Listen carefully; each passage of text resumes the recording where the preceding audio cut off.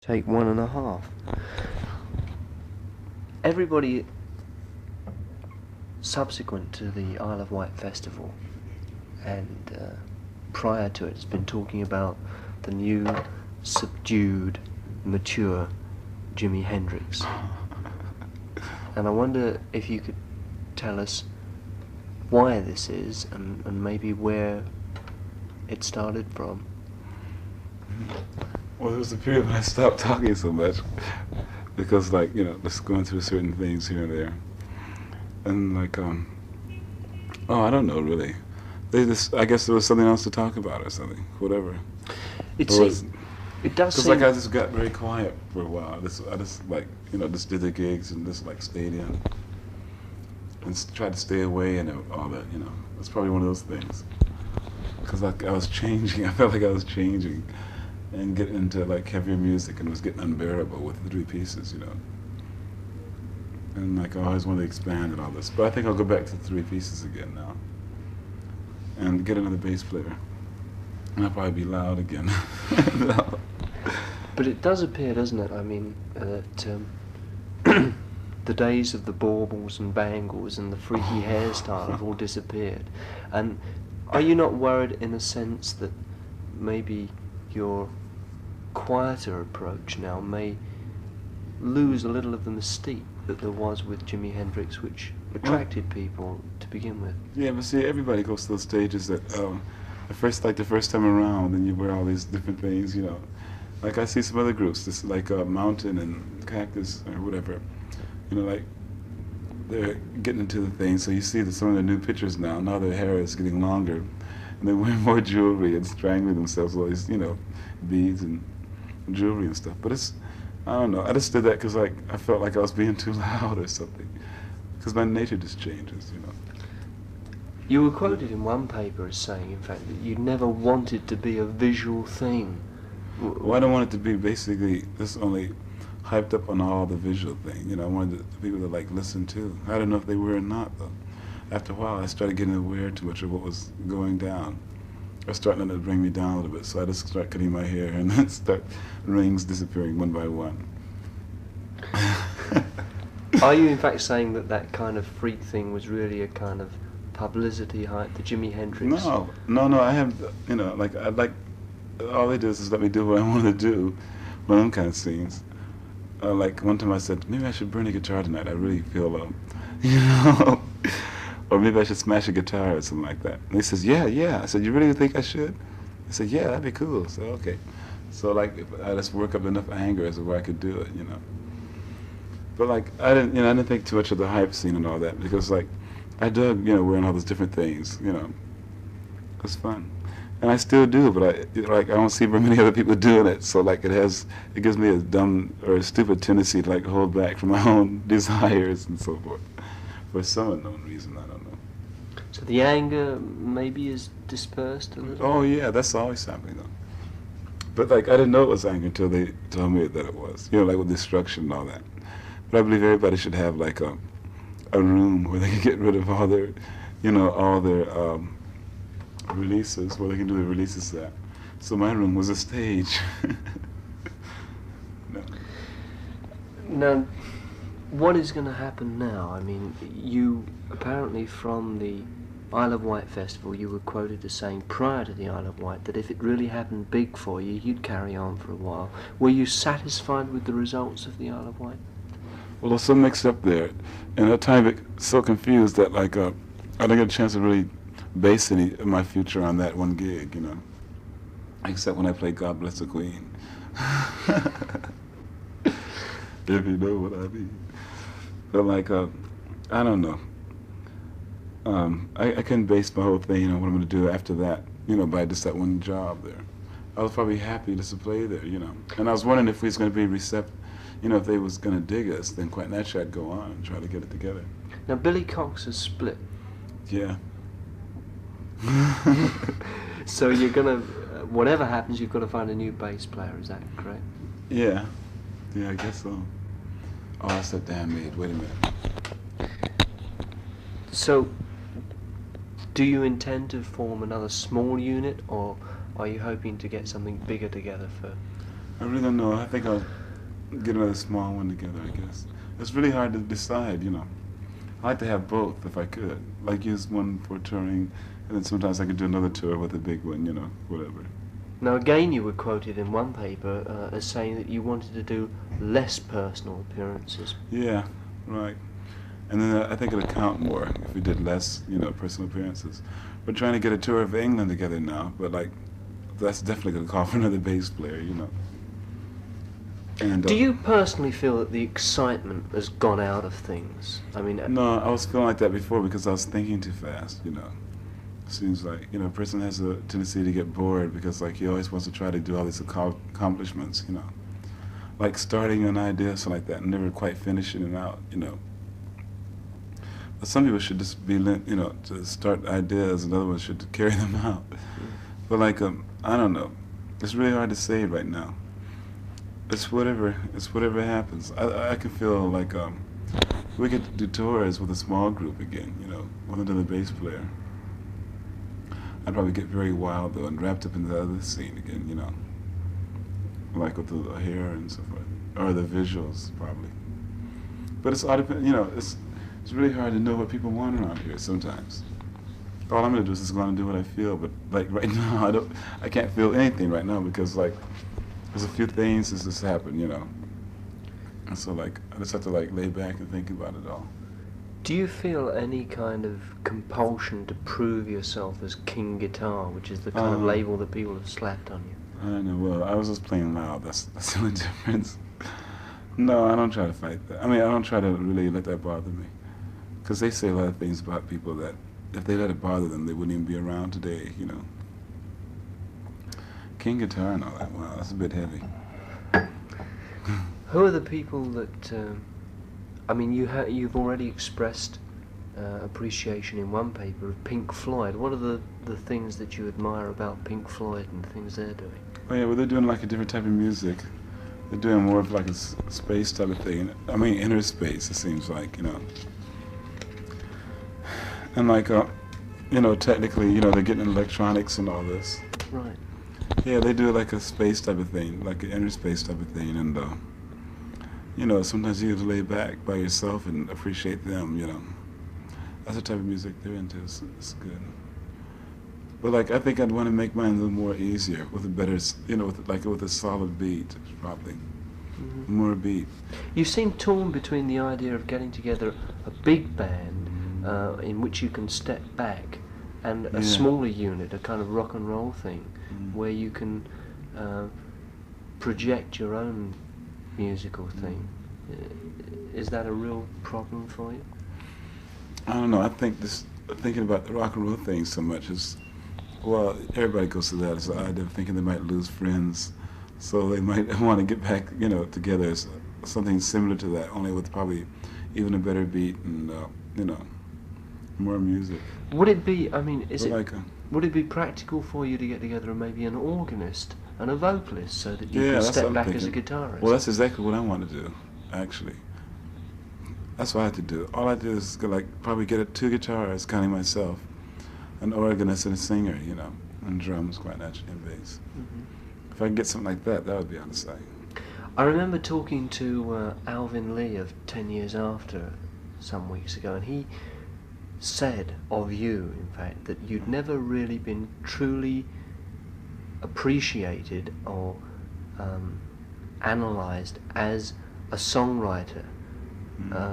Do you feel that maybe your image got in the way of that to an extent? I mean, do you feel that you've never really been truly criticised as a songwriter? Well, probably it was a good thing because I'm still trying to get that together. You know, all I'm writing is just what I feel, that's all. And not really using too many good, you know, I don't really round it off too good. You know, I just keep it almost naked, almost, you know. And like, probably, you know, the words were so blank and everything that they probably didn't want to get into that. And like when we go to play, you know, you're flipping around and flashing around and everything. And then they're not going to see nothing but what their eyes see, you know. Forget about their ears. So like, well, I was trying to do too many things at the same time, which is my nature, you know. But I was enjoying it, and I still do enjoy it. I mean, by just thinking about it, you know. But there again, I mean, I just hate to be in one corner. I'd hate to be put as only a guitar player, or either only as a songwriter, or only as a tap dancer, or something like this. You know, I like to move, or I like to move around. Is it important for you to achieve recognition as a songwriter? I don't know really. I guess it would be if I wanted to just lay back and predominantly write songs when I can't go on stage anymore. You were quoted in one paper as saying that you didn't really care what you did as long as you turned people on, Yeah. right? Now, what do you want to turn people on to apart from your music? Is there any moral or political intent in the kind of things you want to write? Oh no, I like for them to get easier in the mind a little bit, because there's too many heavy songs out nowadays. Music is getting, or at least it has been getting too heavy, like, almost to the state of unbearable, I have this one little saying: when things get too heavy, just call me helium, the lightest known gas to man. But then again... So where are your inspirations for songs coming at the present time, and where are you turning to for your directions as a writer? From my recent experiences, what I try to do is look at the totality of that and give them the other half. First of all, you have the one half, and then the second half, the solution, or whatever it might be, which is the second. First of all, you have the experience, and then you have the use of it all, And I was just trying to go through a lot of changes, and then I could write the nice parts about it, But right now, it's taken a while. Do you feel at all concerned that, you have been quoted as saying in the past that music will, the next... Should be classic. No, the next wheel, as it were, the next circle of music, that we're now at an end of something, and the next stage of music, popular music, will change the world. And do you really believe that, or do you believe that music is a reflection of the world? Yeah, well, it's always a reflection. But if they see, the reflection of the world is like blues. That's where that part of the music is at. But then you got this other kind of music that's trying to come around. It's not sunshine music necessarily. It's but it's like a more easier type of thing, with less words, and more meaning to it, And you don't have to be singing about love all the time in order to give love to the people. You don't have to keep flashing those words, love, all the time. But I don't know. Maybe I was just feeling all nice and enthusiastic when I said that. Right now, I can't take back on that because it's a nice thought. I think there's no reason why I couldn't. It was organized like a... Do you want to do that personally, though? Do you I'd like want to have part change of the it. world? Well, I like to take part in it, changing reality probably. Not What the are way the I know it necessarily, but the way that it'll get along a little better, as if we're old and young don't clash so much together. What are the things that you would like to see changed? Oh, I don't know. More color in the streets, probably. And I really don't know. Whatever happens, it should have a chance to be brought into the open. If there's a new idea, or a new invention, or a new gas, or a new whatever, or a new idea of thinking, it should be brought at least into the open, and be respected as being new, and probably a decent change or a help for the the human race or whatever, instead of keep carrying these same old burdens around with you. And you have to be a freak in order to be different, And even freaks, they're very prejudiced. You have to have your hair long and talk in a certain way in order to be with them, In order to be with the other people, you have to have your hair short and wear ties. So we're trying to make the third world happen, you know what I mean? It does seem that people like Sebastian, for example, want to try and change the world, doesn't it? That their intention is to make the world a better place. Oh, yeah. Do you feel that same kind of need? Yeah, but all that has to come from within inside, though, I guess. I guess a person would have to change himself in order to be a living example of what he's singing about or something, In order to change the world, then, I guess he'd have to really get his head together first before he can say anything to the world to change it, I think people think of your music essentially as angry music, as No, it's- raging against perhaps the establishment principles. But Oh, it's not raging against it. This is if it was up to me, it would sustain the establishment, So I guess, well, see, it's nothing but blues. That's all I'm singing about. Do you it's nothing have but today's blues. Do you have any politics, in fact, yourself? Not really. I was getting ready to get into all that, but like, I mean, you know, but everybody goes to that stages too. Yeah. I'm just, you know, it all comes out in the music most of the time. We have this one song called Straight Ahead, and it just says like, power to the people, freedom of the soul, pass it on to the young and old, and we don't give a damn if your hair is short or long, communication's coming on strong, and all this kind of stuff, you know. Have you had any problems with the Black Panther movement in the States? Any problems? No, it's just the idea of, you know, there's a lot of political, you know, things happening out there that I'd really have to get away from, because then I'd find myself in too much of a box situation, you know. Like I say, I'd rather, you know, if I had anything to say, I'd have to say it to everybody instead of just the one little thing. I mean, not little thing, but Have they ever demanded of you that you play a concert for the Panthers? Well, actually, they asked us, which I was really, you know, I was happy for them to ask us. I was honored and all this, you know. But we never did do it yet. We haven't done it yet. Mike Jeffries, he's taking care of that side of it. So I don't know if we'll ever. When you look back on things like Hey Joe now, I mean, how do you feel about those musically? Oh, I think they're all right, I guess. You know, I don't have nothing to regret at all in the past, except that I might have unintentionally might have heard somebody else or something. And plus the music, I think they're all nice. You know, I don't look at them downly, that's for sure. I just look at them as changes. I mean, it has been said of you that you invented psychedelic music, and that. A mad scientist approach. What do you feel about that? I mean, do you feel that's fair? I mean, was your music originally, or your Intended early for music psychedelic type written of for psychedelic? I really don't. I have to tell purposes? the truth. Our experience. One time I just heard that recently, you know, and it kind of like almost like I don't know. It seemed like I was behind or something. You know, when I heard it, it's like I said, "Damn, I wonder where my head was at when I said all those things," you know. But like, I don't consider that no invention of psychedelic. It was just asking a lot of questions. But I mean, things like Purple Haze, for example, did tend to have a rather psychedelic, dreamlike quality about them, didn't they? But it said, as I said, with a hard beat, what was happening, you know. It says, damn, wait a minute, I feel, you know, excuse me while I do this, you know, for a second. You know, you feel yourself like going in different strange areas and all this, like most curious people do. And I just happened to put it on Purple Haze. It was actually a long, long thing, you know. I told you that before, didn't I? Yeah. You don't think of yourself as a psychedelic writer? Well, I think maybe it's more that than anything else. I'm trying to get more so into other things, you know. But the way I write things, I just write them with a clash between reality and fantasy, mostly. You have to use fantasy in order to show different sides of reality. That's how it can bend. As the word reality is nothing but each individual's own way of thinking. And then the establishment grabs a big piece of that, you know, and the Church of England and so forth on down the line. How much is the still... Sorry, go on. No, good on. I was going to say, how much is there that's still in the can from the Jimi Hendrix experience that was, or Billy Cox and Mitch Mitchell? I mean...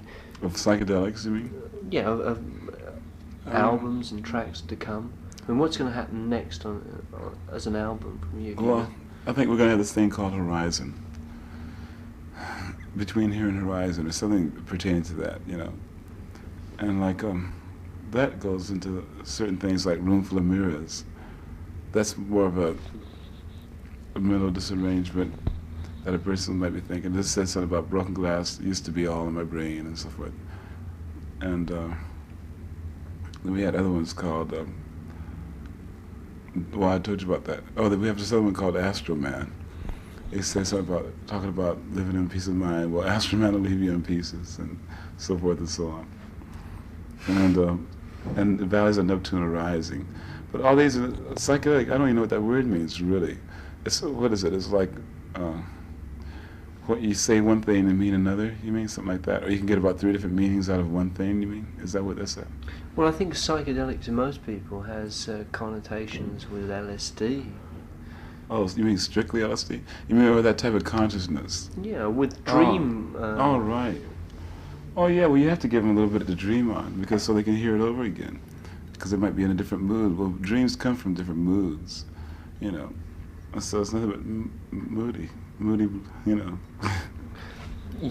One of the other things that you've said quite recently is that your music, your next music, might be or would be influenced by people like Yeah, and Strauss. Wagner Yeah. and Oh, yeah, I dig Strauss. Yeah. I mean, well, I think the way things are going right now, materially, that's going to take time. But like spiritually and, you know, and in the head and all this, it's always there, and it gets better and better all the time. One of these days, I'll just finally release all that out, you know. But like the way things have been going lately, I think it's gonna take a little more time. We have this one little bolero type of thing.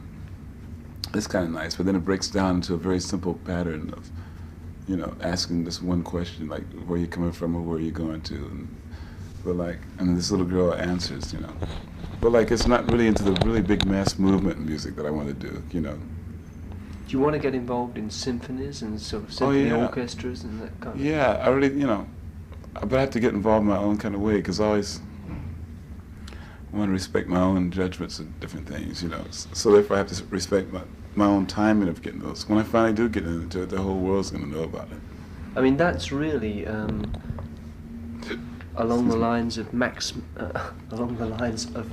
media.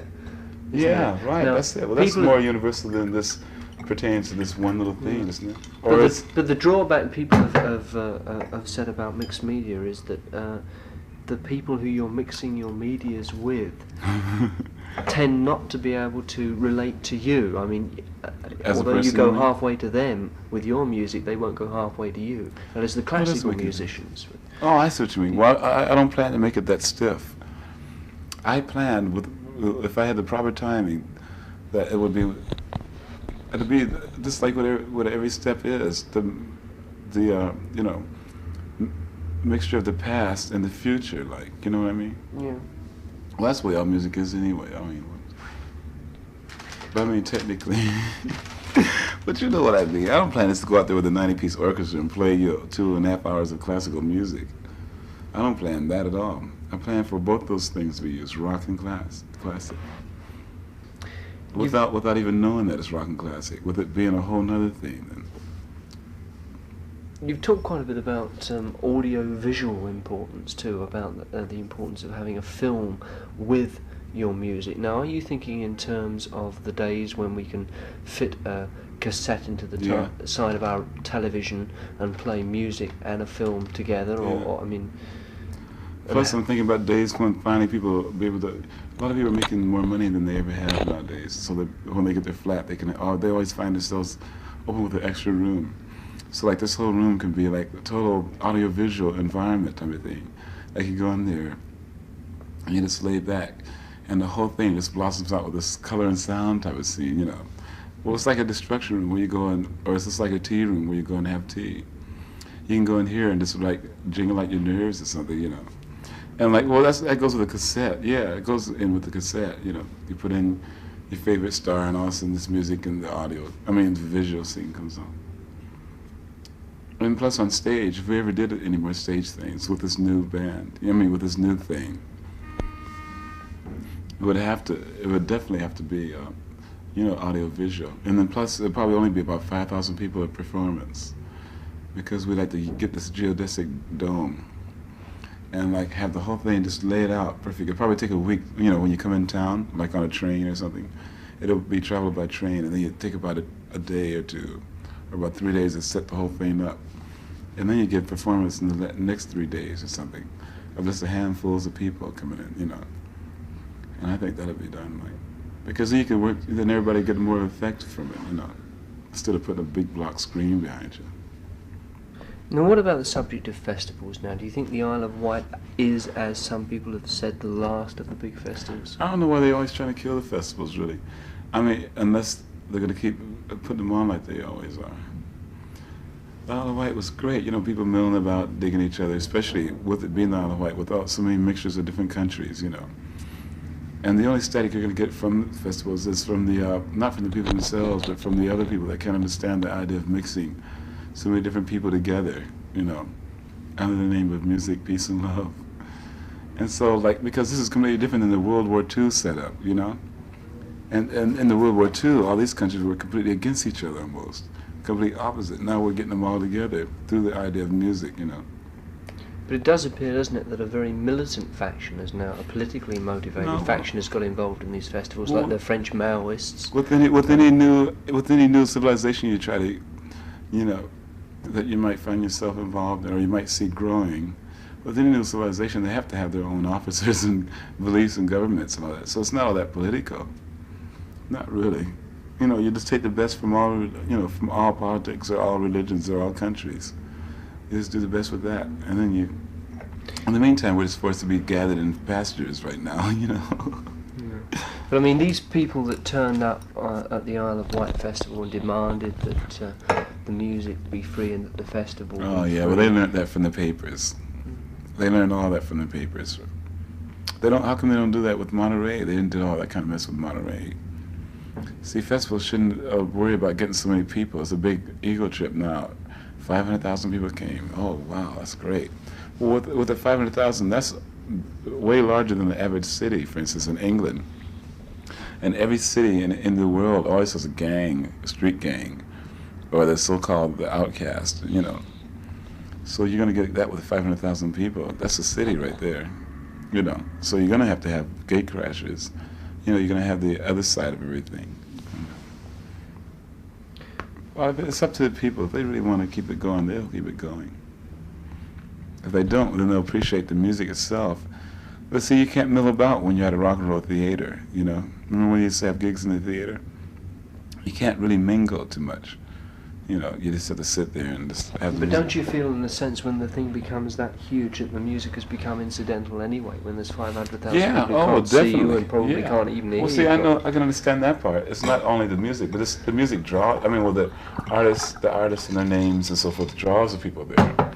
But the whole idea is the people to dig themselves and so forth. You know, just mingling around, meeting different other people. That's groovy. That's why they should give more to a festival. They should have not only music but theater and you know, selling things and circuses and so forth. Because it's too. Shows. Yeah, definitely. Freedom in Denmark. Slurp, slurp.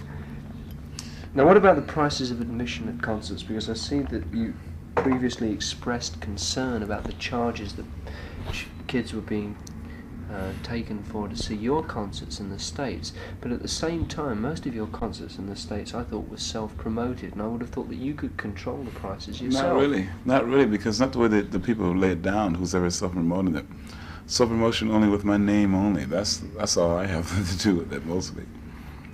Because they explain that they have to sell the tickets at a certain amount in order to make a certain cover or something, you know. But all they explain to me is, you know, something else I don't understand really. But I mean, surely you could turn around and say, all right, well, if you're going to charge $6 or whatever it is to get in to see Jimi Hendrix, I won't play.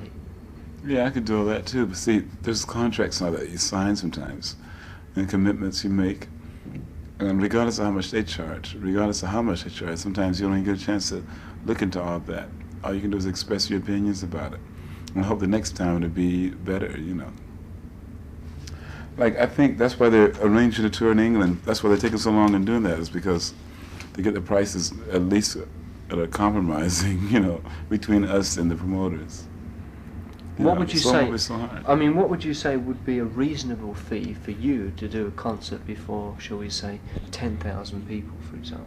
How much would I get paid, or how much would the tickets cost me? Well, how much would you consider to be a reasonable fee for you and your band if it was a three-piece band? For 10,000 people? Oh, I don't know. It's pretty hard to say that, but I could say how much maybe the people should pay to get in, maybe. Well, how much would you Say about $1.50, I guess. Which in terms of English money would mean what? $1.50 is... About 7 and 6? Yeah, I think so. 6 and 6. Mm-hmm. How much do they pay around here? Yeah. How much do they pay about here when they go to concerts? Well, I think it just depends on where you're sitting, you know. I mean, that's All right. the other thing. Well, what's the highest they ever go? Do they ever Well, get it to can go 12? up to £2 or £3. Oh, well, that's silly. No, as long as they keep it under 10, I think they shouldn't go any higher than 10 shillings. What do you think Because about after all, it is music, and they have to pay twice as much or 3 times as much to buy the LP. What do you think about the concept of free music? I mean, free concerts. Oh, I can dig that. I can really dig that. But can you play them? We should be able to. There's no reason why we shouldn't. We should only collect enough as well we can pay the expenses from the last town to the next town. You know, do one kind of things because we have time. You know, this There's no big rush. But see, sometimes the music people, I mean, that's the other end of the business. You know, they put you into these big rush things. That's where you don't get a chance to even reply to all that. But we can do. There's no reason why we can't do free concerts here. But like, we would, you know, we would blow a lot of money if we had to pay for everything, like the theater. If we can get enough money as where we could like have the people all together pay for the theater and our fare and our hotel, to the, you know, I mean, this expenses. That's all they would have to pay. So the tickets would really drop down in price. So it would actually be free. It'd be a donation, like. Do you feel personally that you've got enough money now to live comfortably without necessarily making more money as a sort of professional entertainer? I don't think so. Not the way I'd like to live. Because like I want to get up in the morning and just roll over in my bed into an indoor swimming pool and then swim to the breakfast table, you know, come up for air and get up maybe a drink of orange juice or something like that. Then just flop over from the chair into the swimming pool and swim into the bathroom and, you know, go and shave and whatever. You don't want to live just comfortably, you want to live luxuriously. No, is that luxurious? I was thinking about a tent, maybe, overhanging a mountain stream.